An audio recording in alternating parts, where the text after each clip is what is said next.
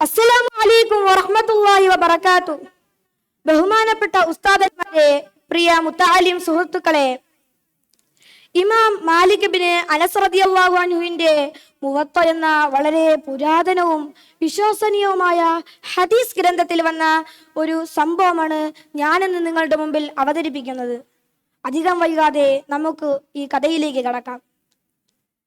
നട്ടുച്ച നേരം, വിജനമായ മരുഭൂമി, സൂര്യൻ തലയ്ക്ക് മുകളിൽ ജ്വലിച്ചു നിൽക്കുന്നു. ചുട്ടുപൊള്ളുന്ന മണൽത്തരികൾ, കിഴക്ക് നിന്ന് അടിച്ചു വീശുന്ന പൊടിക്കാറ്റിന് പൊള്ളുന്ന ചൂട്, ശരീരത്തു നിന്നും വിയർപ്പ് കണങ്ങൾ ഒലിച്ചിറങ്ങുന്നു. ലക്ഷ്യത്തിലേക്കുള്ള അദ്ദേഹത്തിന്റെ നടത്തത്തിന്റെ വേഗത കുറഞ്ഞു വരുന്നു.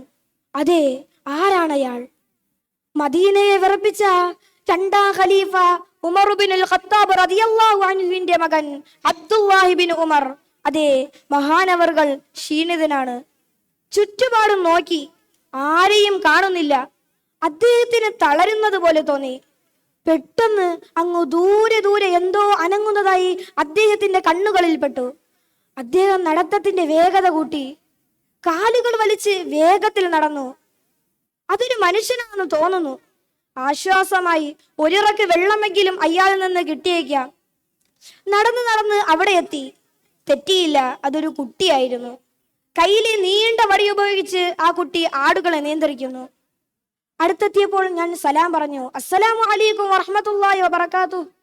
വഅലൈക്കും അസ്സലാം വറഹ്മത്തുള്ളാഹി വബറകാതുഹു എന്ന് മറുപടി പറഞ്ഞുകൊണ്ട് കുട്ടി തിരിഞ്ഞു നോക്കി. പ്രസന്നമായ മുഖവും പൊടി പിടിച്ച ശരീരവും പഴകിയ വസ്ത്രവും കണ്ടപ്പോൾ തന്നെ അദ്ദേഹത്തിന് മനസ്സിലായി ഇതൊരു അടിമയാണെന്ന്. നീ ആരാണ് കുട്ടി എന്ന് അദ്ദേഹം ചോദിച്ചു. ഞാനൊരു ആട്ടിടയായ അടിമയാണ്. എന്ത് വേണം? എന്ത് വേണം? അദ്ദേഹത്തിന്റെ മറുപടി കേട്ട്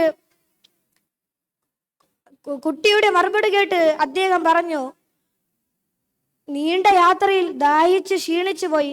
നിന്റെ അടുക്കൽ വെള്ളമുണ്ടെങ്കിൽ അല്പം തരാമോ? നല്ല ദാഹമുണ്ട്. കുട്ടി പറഞ്ഞു, എന്റെ അടുക്കൽ വെള്ളമില്ല.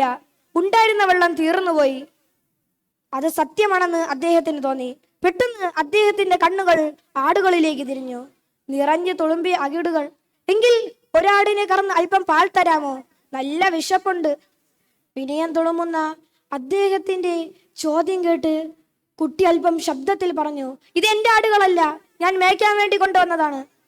കുട്ടിയുടെ പക്വതയേർന്ന മറുപടി കേട്ട് അദ്ദേഹം അത്ഭുതത്തോടെ വീണ്ടും ചോദിച്ചു, എങ്കിൽ ഒരാടിനെ എനിക്ക് താ, ഞാൻ അതിന്റെ വില തരാം. അത് കേട്ട് അല്പം പരുക്കൻ സ്വരത്തിൽ കുട്ടി പറഞ്ഞു, നിങ്ങൾ ആരാണെന്ന് എനിക്കറിയില്ല. ഇതെന്റേതല്ലെന്ന് ഞാൻ നിങ്ങളോട് പറഞ്ഞില്ലേ? എന്റെ അല്ലാത്ത സാധനം ഞാൻ നിങ്ങൾക്ക് എങ്ങനെയാണ് തരുന്നത്? ഇബ്നു ഉമർ റളിയല്ലാഹു അൻഹു അത്ഭുതപ്പെട്ടു പോയി. കാണാൻ ഒരു കുട്ടി, ഒരു സാധാരണ അടിമ, പക്ഷേ അവന്റെ സംസാരത്തിൽ എന്തൊരു പക്വത! ഇവനെ ഒന്ന് പരീക്ഷിക്കാം. അദ്ദേഹം അല്പം അവന്റെ അടുക്കലേക്ക് നീങ്ങി നിന്നുകൊണ്ട് ശബ്ദം താഴ്ത്തി പറഞ്ഞു, ആരറിയാനാണ്? ഞാനും നീ മാത്രമേ ഇവിടെയുള്ളൂ. യജമാനൻ നിന്നോട് ചോദിച്ചാൽ ചെന്നായി പിടിച്ചു കൊണ്ടുപോയെന്ന് പറഞ്ഞാൽ മതി. കുട്ടിയുടെ മുഖം വിവർണമായി, കണ്ണുകളിൽ തീക്ഷണതയുടെ നോട്ടം. കൈകളുയർത്തി കുട്ടി പറഞ്ഞു, അല്ല എവിടെ? സ്തബ്ധനായി പോയി ഇബ്നു ഉമർ റളിയല്ലാഹു അൻഹു. തല കറങ്ങുന്നത് പോലെ, ഹൃദയം നിലച്ചതുപോലെ, കൈകൾ അനങ്ങുന്നില്ല, കാലുകൾ വിറയ്ക്കുന്നു. പെട്ടെന്ന് അദ്ദേഹം